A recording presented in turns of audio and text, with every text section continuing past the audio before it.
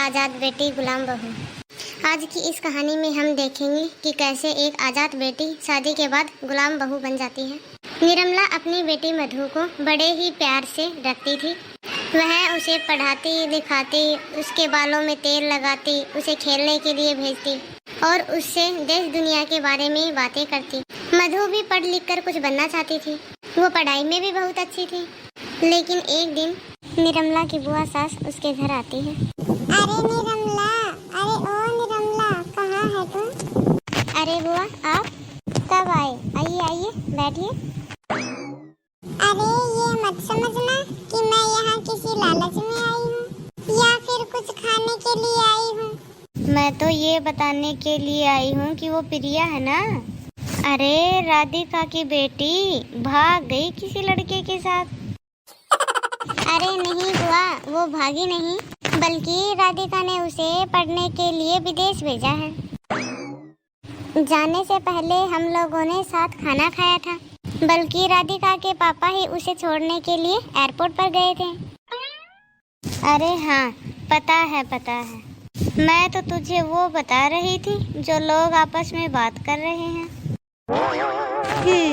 ये तो बड़ी गलत बात है। लोगों को ऐसी बातें नहीं करनी चाहिए बुआ जी। अब करनी तो नहीं चाहिए बहू, लेकिन तू भी ना किस किस का मुंह पकड़ लेगी। ये बोलकर वो वहां से चली जाती है। तभी हाथ में फुटबॉल लेकर मधु वहां आती है। तभी बुआ जी उसे देखती है और फिर बोल पड़ती है, अरे ना कोई नमस्ते, ना कोई पैर छुए, और ये हाफ पैंट में तुझे शर्म नहीं आ रही?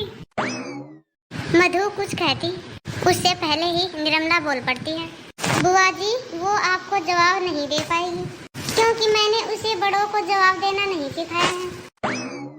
इसका जवाब मैं दे देती हूँ आपको, मैं बता देती हूँ। ये दरअसल क्या है ना बुआ जी, साड़ी या दुपट्टा पहनकर फुटबॉल नहीं खेला जाता है, इसीलिए इसने हाफ पैंट पहना है बुआ जी। फिर वो मधु से कहती है, मधु बेटा जाओ और हाथ मुंह धोकर पढ़ने के लिए बैठ जाओ। जी माँ, मैं बस पढ़ने के लिए ही जा रही थी और मैं जल्दी ही सो जाऊंगी, क्योंकि कल मेरी एजुकेशनल ट्रिप है। ये कहकर वो वहाँ से चली जाती है और बुआ सास को बेइज्जती महसूस होती है और फिर बुआ सास भी वहाँ से चली जाती है। लेकिन कुछ दिनों के बाद निर्मला, मधु और मधु के पापा बाजार जा रहे हैं और फिर वहीं बाजार में बुआ उन लोगों को मिल जाती है। अरे राकेश, कैसा है? आई थी मैं तेरे घर, बताया नहीं क्या तुझे निर्मला ने? अरे बुआ नहीं, निर्मला ने तो कुछ नहीं बताया। क्यों, क्या हुआ, कुछ खास? अरे मैंने ना मधु के लिए एक लड़का देखा है, और वो भी कमाऊ। तेरी बेटी मधु वहाँ राज करेगी, राज। इकलौता है और बस माँ है, वो भी कुछ ज्यादा दिनों की मेहमान नहीं। देखिए बुआ, पढ़ाई तो मधु भी कर रही है और वो कमाऊ भी हो सकती है, लेकिन अभी तक तो उसकी पढ़ाई भी पूरी नहीं हुई है। और रहा सवाल सास के बनने का, भगवान ना करे किसी की माँ किसी से अलग हो। बाकी अभी बुआ हमें मधु की शादी नहीं करनी। अरे निर्मला, तुम कैसी बातें कर रही हो बुआ के साथ? वो बड़ी है हमारे घर की। हाँ हाँ बुआ, आप बता दे दीजिए उस लड़के के घर का, जब कभी टाइम मिलेगा किसी दिन हो आऊंगा मैं उसके घर। अरे कोई बात नहीं राकेश, बस किसी तरह से ये शादी हो जाए बस। क्यों, ऐसा क्या है? अरे फिर से बोली निर्मला तुम, मैंने कहा ना चुप।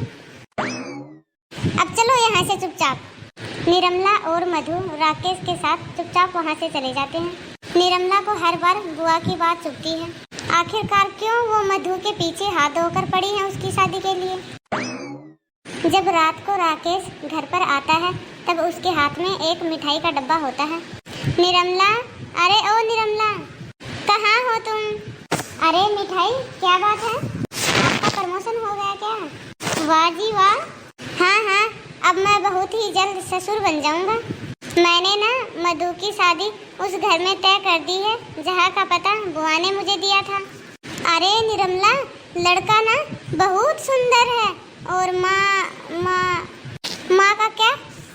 माँ ठीक नहीं है क्या उनकी? अरे नहीं नहीं निर्मला, माँ भी ठीक ही है, लेकिन उन लोगों की एक शर्त है। देखिए जी, मुझे उस घर में अपनी बेटी की शादी नहीं करवानी जिस घर में शादी से पहले ही शर्त रखी गई हो। देखिए जी, शर्तों में रिश्ते नहीं होते। अरे नहीं निर्मला, शर्त इतनी भी बड़ी नहीं है, बस शर्त ये है कि वो हमारी मधु से नौकरी नहीं करवाएंगे। देखा जाए तो ये भी अच्छा ही है ना। कैसे अच्छा है? अरे क्या बोल रहे हो आप? मैंने अपनी बेटी को पढ़ाया है, लिखाया है ताकि वो अपने पैरों पर खड़ी हो। लेकिन राकेश फिर निर्मला पर गुस्सा हो जाता है। मैं अब जबान दे आया हूँ, मैं अब पीछे नहीं हटूंगा, चाहे जो हो जाए। राकेश ये बोलकर वहाँ से चला जाता है, लेकिन निर्मला वहीं खड़ी रहती है और वह ये सोचती है कि जरूर दाल में कुछ काला है। वो किसी भी तरह से अपनी बेटी की शादी उस घर में नहीं करवाना चाहती। क्या ये शादी होगी? तो देखिए आजाद बेटी गुलाम बहू के अगले एपिसोड में।